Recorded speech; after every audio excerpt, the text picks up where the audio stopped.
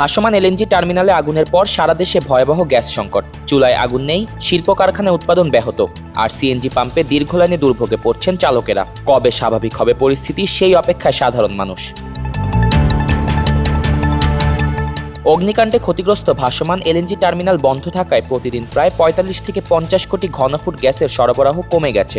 এতে করে সারা দেশের বাসাবাড়ি, শিল্প কারখানা, রেস্তোরাঁ ও সিএনজি স্টেশনগুলোতে তীব্র সংকট দেখা দিয়েছে। রাজধানীর বিভিন্ন এলাকায় দিনের পর দিন চুলায় গ্যাস না থাকায় রান্না করতে পারছেন না বাসিন্দারা। এভাবেই কোটি কোটি মানুষের ঘরে দেশ জুড়ে ফ্রিজ একটাই, ওয়ালটন। অনেকেই বাধ্য হয়ে এলপিজি সিলিন্ডার ব্যবহার করছেন।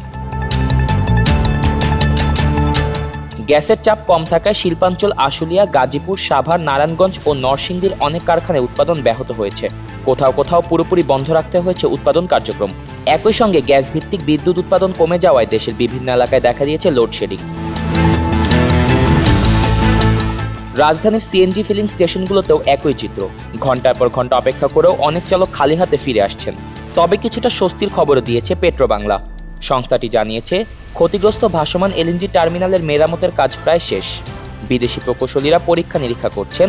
সবকিছু ঠিক থাকলে আজ সন্ধ্যা বা রাতে টার্মিনালটি আংশিকভাবে চালু হতে পারে। রিফাত হাসান মিথুল, নিউজ ডেস্ক, প্রতিফলন।